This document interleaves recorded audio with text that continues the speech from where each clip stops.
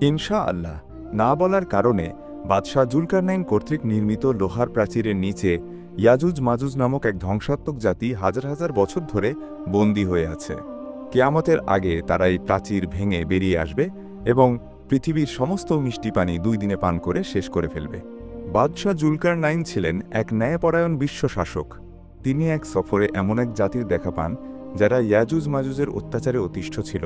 তাদের অনুরোধে জুলকারনাইন লোহা ও তামা গলিয়ে এক বিশাল ও মজবুত প্রাচীর নির্মাণ করে ইয়াজুজ মাজুজকে আটকে দেন।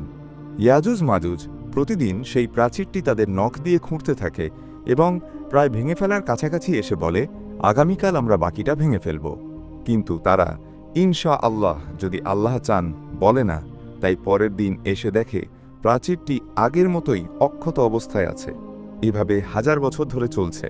তবে কিয়ামতের ঠিক আগে একদিন তারা ইনশা আল্লাহ বলবে এবং সেদিনই প্রাচীরটি ভেঙে পৃথিবীতে বেরিয়ে আসবে ও ধ্বংসযজ্ঞ চালাবে।